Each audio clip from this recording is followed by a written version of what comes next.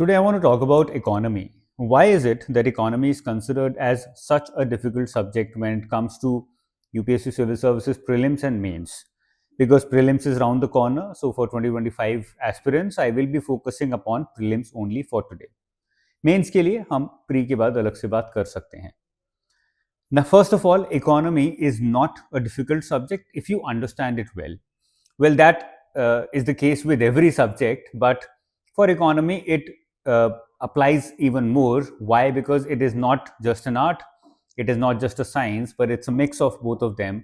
That is why it is popularly also called as a dark science, because there are certain rules and regulations which have been created, scientifically, empirically proven, and therefore they hold, but they do not hold always. They hold till the time human behavior is the same. The moment human behavior changes, the way these rules also work starts changing, and therefore the entire set of rules and regulations go haywire the moment human behavior comes into play. So today I will be telling you, starting with this, I will be telling you why for some students economy is considered, or why for some students economy becomes a very difficult subject to handle. ऐसा क्या होता है कि वो economy as a subject को handle नहीं कर पाते हैं, या हैंडल भी करते हैं तो अच्छा स्कोर नहीं कर पाते हैं. I will be giving you 3 major reasons. बहुत ज्यादा रीजंस नहीं दूंगा मैं, but I would request all the aspirants जिन्होंने वीडियो खोली है, देखना शुरू किया है, watch it till the end, so that ये तीनों जो रीजंस हैं आपको इंटरनलाइज हो जाएं, समझ आ जाएं, और इन रीजंस की वजह से अगर आपकी प्रिपरेशन रुक रही है इकोनॉमी सेक्शन की, वो ना रुके आगे जाके. स्टार्ट करते हैं फर्स्ट रीजन से. अगर हम पास्ट ईयर पेपर का एनालिसिस थोड़ा सा देखेंगे तो आपको समझ आएगा कि 2024 में total of 16 questions were asked. इसकी मैंने वीडियो अलग बनाई थी, उसका स्क्रीनशॉट है. In 2023 again 16 questions were asked, but as you can see here मैंने ये 7 सेक्शंस में पूरा इकोनॉमी डिवाइड किया है. इसमें से टॉप 3 सेक्शंस में से कोई क्वेश्चंस नहीं आए हैं. In 2023 there were 3 questions from this which were majorly current affairs based, जिसको हम नीचे भी डाल सकते हैं. So in short, from the first 3 sections, we are not witnessing a lot of questions, but from the last 4 sections, we are witnessing a lot more number of questions. Now, why this is a reason is because this is what I'm witnessing, there is a big gap now which has arisen between what you are studying, what you are being taught, and what or versus what is being asked in the examination. इसमें एक gap create हो रहा है, जिसकी वजह से आप पढ़ तो रहे हो, मेहनत तो कर रहे हो, बट उस मेहनत का रिजल्ट नहीं मिल रहा है, बिकॉज बहुत ज्यादा टाइम हम ऐसे टॉपिक्स में लगा रहे हैं which are not giving us substantial significant results in terms of questions in the examination. यहां पे अगर मैं इसको समराइज करूं, national income accounting, history of Indian economy, इन दोनों पे ही बहुत टाइम लगता है. ऐसा नहीं है कि अब से नहीं लगाना है, बट कम टाइम लगाना जरूरी है. एग्रीकल्चर, मैन्युफैक्चरिंग, सर्विसेज, इस पे हम ऑलमोस्ट 50% टाइम स्पेंड कर रहे हैं, but the number of questions in the last 2 years have been 0. 1-2 question उससे पहले भी ऐसा नहीं था कि 15-10 क्वेश्चन आ रहे थे, 1-2 क्वेश्चन ही आ रहे थे. On the other hand, if you look at topics like physical policy, social issues, current affairs, government schemes, banking, specially banking, financial system, RBI, credit, as well as a little bit questions from basics of macro and micro economics. In 4 sections को अगर हम combine करें तो आप लोग जो पढ़ रहे हो उसमें जो spending time on it, but you spending 50% of your entire allocated time of economy on this, but number of questions is quite large, 13 in 2023, 16 in 2024, उससे पहले से भी 10 से ऊपर ही थे. तो अगर ये देखें तो टाइम एलोकेशन ज्यादा होना चाहिए, because return on investment here is a little larger. So I would want कि हम 75% टाइम यहाँ पर स्पेंड करें, 25% टाइम यहाँ पे स्पेंड करें. आई एम नॉट सेइंग यहाँ पे बिल्कुल मत पढ़ो क्योंकि क्वेश्चन नहीं आ रहे, because the pattern might change any time. एकदम से हो सकता है यहाँ से 6-7 क्वेश्चन आने शुरू हो जाए, बट ऐसा नहीं होगा कि 0 से 10-12 पे पहुंच जाए. That rarely happens. इतना ज्यादा स्टार्क शिफ्ट जो है वो नहीं देखा है, धीरे धीरे शिफ्ट ही होता है हर एक सब्जेक्ट में. So let's start spending less time on this and more time on the right hand side, क्योंकि वहां से ज्यादा क्वेश्चंस आ रहे हैं. So if this is a mistake that you have already made और आर यू स्टिल मेकिंग, तो इसको correct कर दो, क्योंकि अभी भी समय है. मार्च अप्रैल में 3 महीना हमारे पास पूरा है. इन 3 महीनों में आराम से ये करेक्शन कर सकते हो रिविजन के टाइम पे. Let's come to reason number 2 and this is the biggest reason. इसमें मैं बहुत सारे एग्जांपल्स भी लूंगा पास्ट ईयर पेपर्स के 2023 2022 के क्वेश्चंस के मैं एग्जांपल लेके आपको बताऊंगा. Economy as a subject is all about these 4 things जो मैंने यहां पे लिखी हैं. Number 1 knowledge, number 2 logic, number 3 concepts and number 4 facts. अब प्रॉब्लम यह है कि हमें लगता है as an aspirant as a student कि कोई एक यूज करके मैं क्वेश्चन को आंसर कर दूंगा, बट रियलिटी ये नहीं है. रियलिटी एक्चुअल में ये है कि सेम क्वेश्चन में आपकी नॉलेज भी टेस्ट होगी, आपका लॉजिक भी टेस्ट होगा, सेम क्वेश्चन में हो सकता है आपका कॉन्सेप्ट भी चेक हो रहा हो, और सेम क्वेश्चन में हो सकता है आपके फैक्ट्स भी चेक हो रहे हो. एनी 1 2 3 और all 4 of these elements can be checked by the examiner in the same question for you. इसीलिए जरूरी है कि इनको आइसोलेशन में ना डील करें, इनको साथ में लेके चलें. बिकॉज जब हम इनको आइसोलेशन में डील करते हैं तो बहुत सारी मिस्टेक्स होती हैं, and that happens because we are looking for shortcuts and we are looking for immediate returns. अगर आप ढंग से पढ़ोगे नहीं, नॉलेज नहीं होगी, खाली लॉजिक अप्लाई करने की कोशिश करोगे, नहीं होगा एग्जाम क्लियर. आपका प्रीलिम्स में 2 3 4 क्वेश्चन सॉल्व हो जाएंगे, ज्यादा नहीं होंगे. And this is something that I am witnessing on YouTube as well for the past 3-4 years. In fact ऐसा नहीं है कि अभी शुरू हुआ है. बहुत ज्यादा ऐसे यूट्यूबर्स हैं जो बोलते हैं लॉजिक से मैंने, एलिमिनेशन से मैंने एग्जाम क्लियर कर लिया, 100+ स्कोर आ गया. It doesn't happen. वो सारे क्लिक बेट्स हैं, एक्चुअली में काम नहीं करता है. आंसर देने के बाद तो कोई भी लॉजिक लगा सकता है, आंसर देखने से पहले जो आपके सामने खाली क्वेश्चन है तब लगाओ तो बात बनती है. As I mentioned here, they work together to get to the right answer.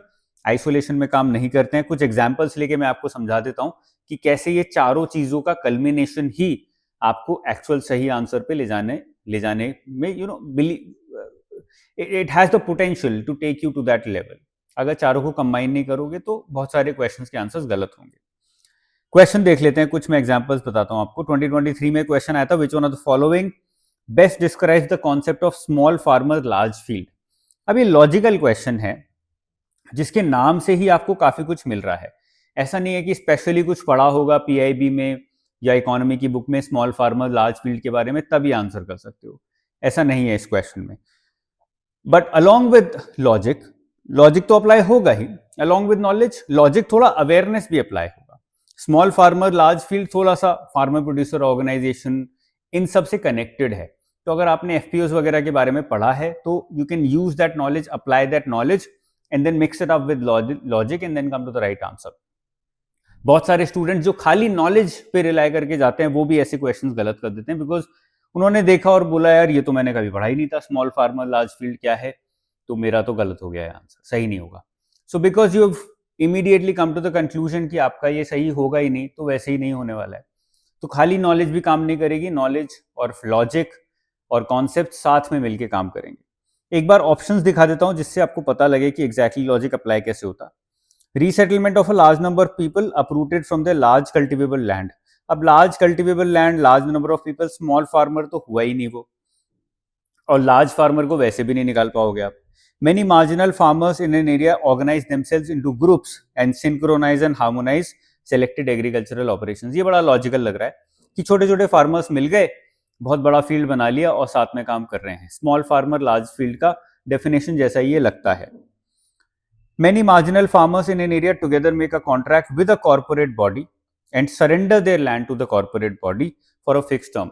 हो सकता है ये हो रहा हो, एफपीओज में हो रहा हो, कहीं और हो रहा हो, but B is a better option. Logically B better option लग रहा है. A company extends loans, technical knowledge and material inputs to a number of small farmers so that they produce the agricultural commodity required by the company for its manufacturing. इसमें large field जो है वो missing है, बस small farmers की बात हो रही है कि कॉर्पोरेट फार्मिंग में स्मॉल फार्मर्स और कंपनी साथ में एक अग्रीमेंट क्रिएट कर सकते हैं. तो यहाँ पे ये क्वेश्चन हमें बताता है कि इस क्वेश्चन में नॉलेज आपको यूज नहीं आएगी, कॉन्सेप्चुअल क्लैरिटी आपको ज्यादा यूज नहीं आएगी, फैक्ट्स तो कुछ है ही नहीं क्वेश्चन में. लॉजिक के बेसिस पे क्वेश्चन के आंसर पे आ सकते हैं, बट खाली लॉजिक भी शायद आपको यहाँ पे हेल्प ना करे. लॉजिक के साथ साथ थोड़ी सी अंडरस्टैंडिंग एफपीओस की अगर स्टूडेंट को है तो ही would be in a better position to come to the right answer. Otherwise हो सकता है बी की जगह सी चूज कर ले लॉजिक अप्लाई करके भी.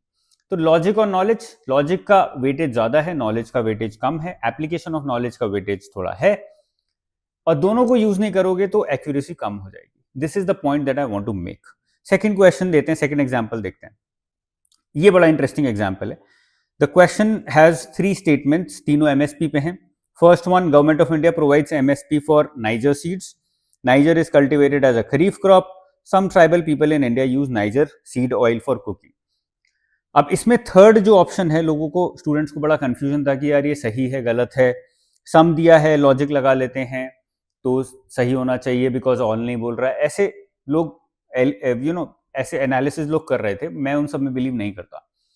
मुझे लगता है कि जब आप एमएसपी की बात कर रहे हो, not in the examination but also before the examination, when you are reading on MSP, you need to change your orientation whenever you are studying. जब मैं एमएसपी पढ़ना शुरू कर रहा हूं तो सबसे पहले तो मैं एमएसपी की सारी क्रॉप्स देखूंगा, कौन कौन सी हैं जो एमएसपी में आती हैं। उनको खाली रटना इंपॉर्टेंट नहीं है, उनको समझना जरूरी है कि यार ये अलग अलग जो क्रॉप्स हैं ये क्या हैं, ये क्यों एमएसपी में डाली जाती हैं, इन क्रॉप्स की क्या रेलेवेंस है, ये क्रॉप्स दिखती कैसी हैं, आपको पता होना चाहिए। बेसिक सी बात है, मतलब it's just curiosity that you are trying to fill there, you are trying to complete there. जैसे ही मैंने niger seed oil MSP Google किया, मुझे सबसे पहले एक लिंक मिला which was of some farm, not at all related to any UPSC civil services website, some farm जिसके अंदर नाइजर ऑयल के बारे में लिखा हुआ था। और उसमें नाइजर सीड ऑयल के बारे में सबसे पहली स्टेटमेंट यही थी that some tribal people use niger oil for various applications like cooking, massage oil, pain killer, ऐसे ऐसे अलग अलग चीजें, अलग अलग यूजेस, उसके ऑल्टरनेटिव यूजेस लिखे हुए थे। तो यूपीएससी ने कोई बहुत ज्यादा डिफिकल्ट क्वेश्चन एक्चुअली यहाँ पूछा नहीं, और वो लॉजिक भी नहीं चेक कर रहा है। वो यहाँ पे चेक कर रहा है कि जब आप पढ़ रहे हो, when you are reading something, when you are studying something, what is your orientation towards it. Are you a curious person who wants to know more about it, या फिर खाली एमएसपी रट के आ गए कि एमएसपी में 22 क्रॉप्स होती हैं, ये क्रॉप्स होती हैं, ये नहीं होती हैं, बस वो रट के कितना इतना परसेंटेज है, इतना इतना एमएसपी मिलता है, दैट्स ऑल, इन स्टेट्स को मिलता है, एटसेट्रा एटसेट्रा, सारे फैक्ट्स रट के आ गए। Those facts will help you in the exam. I'm not saying they won't, but we also have to go beyond those facts. We also have to change our orientation towards studies, and we have to be curious at the same time. Only curiosity also will not work, and only mugging up facts or only limiting yourself to the syllabus will also not work. You have to combine both of them, and that is what the examiner wanted to check here. So it was a very nice question, I felt. बड़ा interesting question था, क्योंकि बहुत मुश्किल statements नहीं थी, but, और YouTube Google से directly उठाई गई थी, but at the same time if you as a student has just read about MSP तो फिर उसको मुश्किल लगेगा ये। Okay, so option 1 and 2 were purely factual options. Option 3, अगर मैंने यहाँ पे यही लिखा है, अगर एमएसपी क्रॉप्स के बारे में पढ़ा है, थोड़ा बहुत डिटेल में देखा है, तब it will be an easy question for you to decode, और ये आपका ओरिएंटेशन चेक कर रहा है लर्निंग की तरफ, rather than checking how well are you prepared for the examination। क्योंकि ये आपको कहीं भी किसी भी नोट्स में नहीं मिलेगा, क्योंकि मैं ये सब चीजें भी या कोई भी ऐसी सारी चीजें नोट्स में डालने लगेगा, बहुत बड़े नोट्स हो जाएंगे। फिर आप बोलोगे यार ये 1000 पेज के नोट्स दे दिए, फिर आप बोलोगे यार ये 1000 पेज के नोट्स दे दिए, ये ऐसे तो कोई भी पढ़ा देगा, मेरे को 200 पेज के नोट्स दे के दिखाओ जिसमें मेरा एग्जाम क्लियर हो। That is the argument of the students, but it doesn't work out here in civil services exam. Okay, orientation change करने की जरूरत है। Third question, according to MSME development act, medium enterprises एक factual statement है। Second statement है, all bank loans to MSMEs qualify under priority sector. ये बड़ा tricky question था। देखो, ऑप्शन 1 जो है वो तो फैक्चुअल है और इजी है। हर साल, every year in the budget, the new limits of micro, small and medium enterprise loans are not loans, the naming, the definition of MSMEs are changed according to investments and turnover। हर साल होता है ये, तो ये बहुत मुश्किल नहीं था। Second option is tricky here because second option बोल रहा है all bank loans to MSMEs qualify under priority sector. अब अगर आप ऐसे यूट्यूबर्स जो कि बोलते हैं कि मैं एलिमिनेशन लगा दूंगा, लॉजिक लगा दूंगा, उससे एग्जाम क्लियर हो जाएगा, उस पर आते तो ये आपका गलत हो जाता, बिकॉज वो बोलते हैं कि all bank loans is a very extreme statement, इसलिए हम इसको हटा देते हैं, एलिमिनेट करते हैं। That's not the case. Actually all bank loans to MSMEs qualify under priority sector, और ये आपको तभी पता होगा जब आपने पीएसएल नॉर्म्स को अच्छे से पढ़ा होगा। So option 2 is a mix of logic as well as knowledge about priority sector lending. खाली नॉलेज अप्लाई करते जैसा मैंने यहाँ पे लिखा है तो डिजास्टर होता, खाली नॉलेज अप्लाई करते तो भी गलत नहीं होता, तो भी सही एग्जाम आंसर पे पहुंच सकते थे, बिकॉज ये नॉलेज ओरिएंटेड है। लॉजिक यहाँ पे ये लगता कि यार प्रायोरिटी सेक्टर लेंडिंग में कहीं ऐसा लिखा ही नहीं है कि कौन कौन से एमएसएमई का सब क्लासिफिकेशन कुछ नहीं है कि एमएसएमई में इनको मिलेगा, इनको नहीं मिलेगा।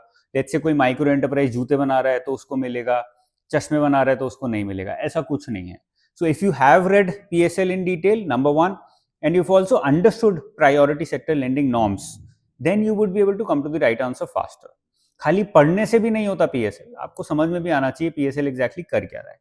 तो मुझे पता है, मेरे को याद नहीं है कि एमएसएमई में कितनी सब क्लासिफिकेशन है पीएसएल का। अभी मैं एग्जाम हॉल में बैठा हुआ हूँ, बट मुझे ये याद है कि यार एमएसएमई का कोई सब क्लासिफिकेशन नहीं था कि यार इस वाले सेक्टर को मिलेगा, इस वाले सेक्टर को नहीं मिलेगा। There was nothing like that. तो इसीलिए सेकंड ऑप्शन गलत नहीं बनता है, सेकंड ऑप्शन सही बनता है। Okay, I hope this is clear. तो ये हमें क्वेश्चन ये चीज सिखाता है कि खाली लॉजिक काम नहीं करता है, नॉलेज लॉजिक दोनों साथ में भी काम करते हैं। फोर्थ क्वेश्चन, एक और क्वेश्चन उठा के देखते हैं, same example. I am spending a lot of time on this because this is the core, ये सबसे इंपॉर्टेंट एस्पेक्ट है हमारी वीडियो का। Consider the following markets, government bond, call market, treasury market, stock market. 2023 का question है, पूछा है कि कैपिटल मार्केट में क्या आता है। Now this is purely based on conceptual clarity and knowledge. इसमें कोई लॉजिक नहीं लगेगा, इसमें कोई फैक्ट्स नहीं है। आपके कॉन्सेप्ट फंडे अगर क्लियर हैं कि कैपिटल मार्केट क्या होती है, मनी मार्केट क्या होती है फाइनेंशियल मार्केट्स के अंदर, तो ये क्वेश्चन को आंसर करना आसान है। आपको नॉलेज है क्या ट्रेजरी बिल मार्केट का मतलब क्या होता है, कॉल मनी मार्केट का मतलब क्या होता है, गवर्नमेंट बॉन्ड मार्केट का क्या मतलब है, स्टॉक मार्केट का क्या मतलब है, then also it will be easy for you to answer. But अगर ये नॉलेज नहीं है, फंडे क्लियर नहीं है, कॉन्सेप्ट क्लियर नहीं है, तो फिर ये क्वेश्चन को आंसर करना मुश्किल हो जाएगा, क्योंकि आप कहीं ना कहीं गड़बड़ करोगे ही करोगे। वाई? बिकॉज यहाँ पर जो ऑप्शन हैं वो और ज्यादा मुश्किल हो गए हैं। In the past 2-3 years they've change this trend. पहले आता था स्पेसिफिकली कि 1 and 2 is correct, 1 and 3 is correct. Now they've even broadened it even further कि इन चारों में से कोई एक सही है, इन चारों में से कोई दो सही है। It becomes even difficult to eliminate. तो इसीलिए यहाँ पर कॉन्सेप्चुअल क्लैरिटी बहुत ज्यादा यूजफुल हो जाती है। ओके, एक और क्वेश्चन देखते हैं, then we'll come to reason 3 which is my last reason. वो भी बड़ा इंटरेस्टिंग और इंपॉर्टेंट रीजन है, उसको ध्यान से सुनिएगा। This question is, there are 2 statements और हमें फिगर आउट करना है कौन सी स्टेटमेंट सही है, कौन सी गलत है। Statement 1 says in the post pandemic recent past many central banks worldwide had carried out interest rate hikes. A very broad statement.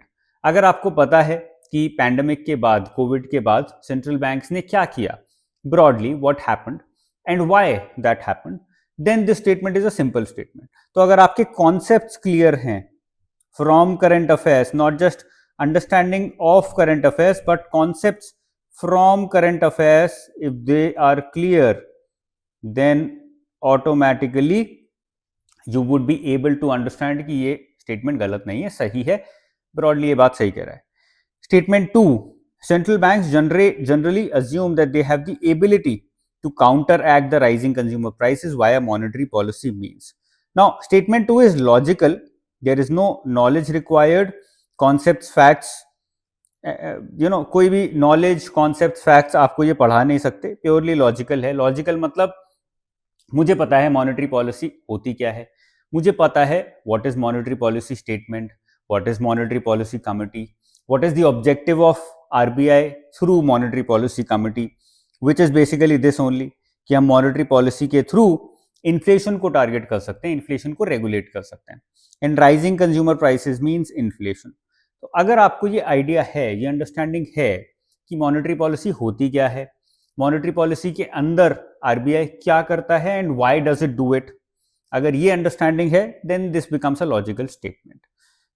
तो logic plus awareness, understanding, conceptual understanding from current affairs can help you answer this question. खाली knowledge पे rely करोगे, खाली facts पे rely करोगे, नहीं होगा। खाली लॉजिक पे अप्लाई करोगे तो भी गलत कर दोगे, क्योंकि फिर आप ऐसी स्टेटमेंट ढूंढोगे, generally assume, what does it mean, broad है तो सही होगी, ऐसे कुछ लॉजिक लगाओगे which do not work in the examination. उनके पीछे मत भागिए, 1-2 क्वेश्चंस में कहीं अप्लाई हो जाता है, ब्रॉडली अप्लाई करोगे तो फंसोगे। Okay, let's come to the last reason, third reason. The third reason is economics, जो मैंने स्टार्टिंग में बताया था, इसका मैं एक एग्जाम्पल देके प्रूव करूंगा। Economics is a mix of art and science. Scientific rules, से भी इन्फ्लुएंस होता है, उसी से डिटरमाइन होते हैं बहुत सारे economic rules, economic policies, but those economic policies can change as human behaviour changes. जैसे ह्यूमन बिहेवियर चेंज होगा वो सारी इकोनॉमिक पॉलिसीज या साइंटिफिक रूल्स भी चेंज हो जाते हैं। That's why it's a mix of art and science.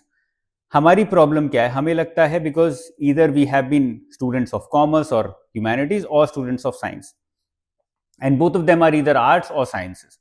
So we have a tendency of picking one and missing one, but in economics that doesn't work. जैसे geography is a science, है ना, उसमें कुछ apply होगा तो वो हमेशा apply होगा, नहीं होगा तो कभी अप्लाई नहीं होगा। क्लाइमेट चेंज की वजह से there are certain scientific changes because of which those rules are now getting broken, but again human behavior का कुछ रोल नहीं है। ऐसे ही history is a complete art, it's completely based on interpretation. जो हम फैक्ट्स भी बोलते हैं, those facts might also change because they are also based on interpretations, based on manuscripts that we have. अब वो manuscripts भी कोई बोल सकता है कि ये तो झूठी है, गलत है, there is a counter manuscript which is saying something completely opposite, so it's an art.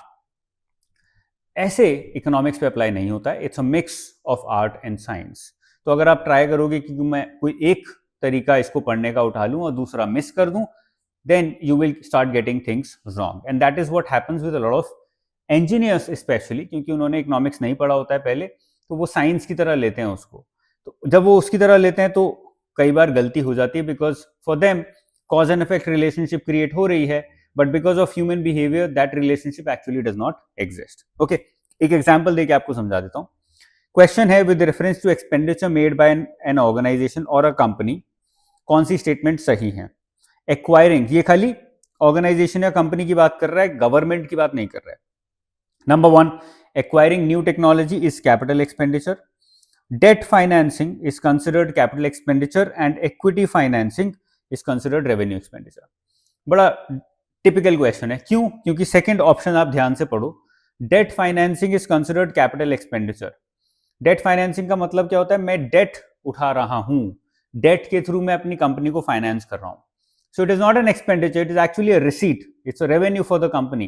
Company को अर्निंग हो रही है, ऑल द मोर वापस देना है, so it's a loan, but it's not an expenditure, खर्चा नहीं है, वो अर्निंग है। Similarly equity financing is also not an expenditure, it's an earning for the company, although वो लोन की तरह है कि कंपनी को वापस देना है, नहीं भी देना है तो डिविडेंड्स देने हैं, but even in any case company is receiving money and not paying money, so it's not an expenditure.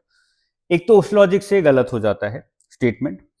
दूसरा जो यहाँ पे रूल अप्लाई होता है वो है कि कैपिटल एक्सपेंडिचर एग्जैक्टली होता क्या है, that also is open to interpretation, that keeps changing based upon human behaviour. पहले हमें लगता था डिफेंस जो है वो कैपिटल एक्सपेंडिचर नहीं है, तो हम 2015 से पहले उसको revenue expenditure, non plan expenditure में ही डाला करते थे। अगर मैं आज सुखोई 30 ले रहा हूं या F-35 प्लेन्स ले रहा हूं, am I actually doing a capital expenditure और अ रेवेन्यू एक्सपेंडिचर? पहले हम लोग बोलते थे कि नहीं, ये कैपिटल एक्सपेंडिचर नहीं है because this is not resulting in actual development for the people in the economy. वो लॉजिक हुआ करता था। Now that logic has changed. Now the government says the amount of money that I'm spending on stuff like this, on buying new machinery, etc., technology, all of that is actual capital expenditure in defense also. तो सरकार ने change कर लिया. So based on human behavior, the rules have got changed. That is what I'm trying to come at. इसलिए आपको human behavior को भी साथ में लेके चलना है when you are reading economics. Important हो जाता है. That is what I mentioned here. The rules around capital expenditure and revenue expenditure are imperfect. Debt financing, equity financing, these are not expenditures. Elements of capital expenditure and revenue expenditure keep changing, जिसका मैंने example defense आपको बताया। ऐसे ही education है। Education में now it is broadly considered by the government that capital expenditure is good, revenue expenditure is bad. But there's a counter argument which says कि education में, इसका मतलब तो ये होता है कि education में बिल्डिंग बनाना इज गुड बट टीचर्स को हायर करना इज बैड, बिकॉज बिल्डिंग बनाना is capital expenditure, hiring teachers and paying them salaries is revenue expenditure, it's a recurring expenditure, but both of them are equally important. Building बना दोगे और teachers अच्छे नहीं होंगे तो कोई फायदा नहीं उस बिल्डिंग का, और टीचर्स अच्छे होंगे और इंफ्रास्ट्रक्चर नहीं होगा, वो टीचर्स पढ़ा नहीं पाएंगे। Therefore both of them are equally good. That is where imperfections in economics arises. इसीलिए इकोनॉमिक्स को बिल्कुल direct cause and effect relationship को लेके नहीं चलना है, because it's not a perfect science, it's an imperfect dark science. उसमें human behaviour का एलिमेंट आता ही आता है. Okay, that brings me to the end of this session where I wanted to discuss why is it normally assumed that economy is difficult, but it is actually not if you look at it in the right way. ठीक है ना?